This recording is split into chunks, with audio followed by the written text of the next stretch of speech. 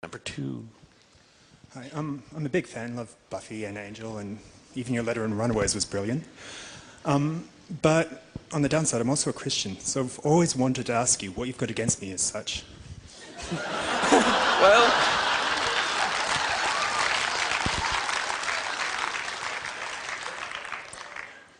this is a very important distinction. It's not Christianity, it's just you.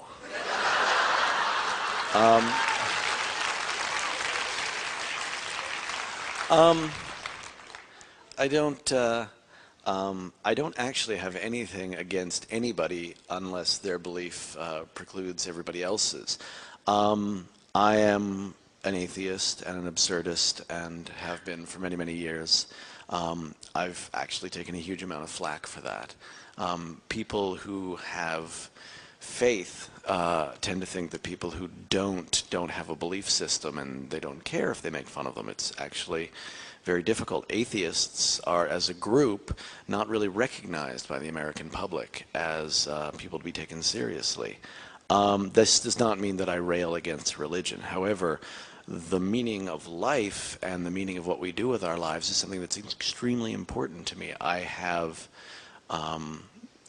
included characters from many different religions, particularly in this show, but also in the other shows as well, because I'm interested in the concept. I think faith is an extraordinary thing. I'd like to have some, but I don't, and that's just how that works. But so Mal, generally speaking, in that would be my voice.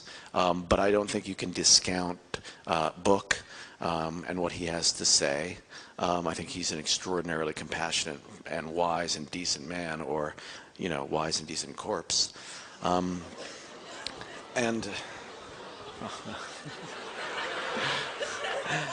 So when did you lose the audience? Well, it's a funny story. You know, there's one other thing I would mention, which is from Angel, actually. One of the few times that I really got to sort of say exactly what I think about the world was in the second season of Angel, in episode 16, when he'd gone all dark, because he does that, and then he was getting better, and he basically decided that, you know, the world, he'd been told the world is meaningless, nothing matters, and he said, you know, well, then this is my statement, nothing matters, so the only thing that matters is what we do, which is what I believe. I believe that the only reality is how we treat each other. That morality comes from the absence of any grander scheme, not from the presence of any grander scheme. But then the next thing that somebody says to him is, well, you know, you burst into my apartment without being invited, which a vampire can't do, which is like a little miracle. And I just sort of let that hang. I said the thing I believed in most, and then I contradicted it right away.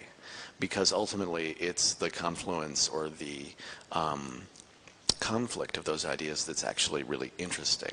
So the answer is nothing unless you got something against me.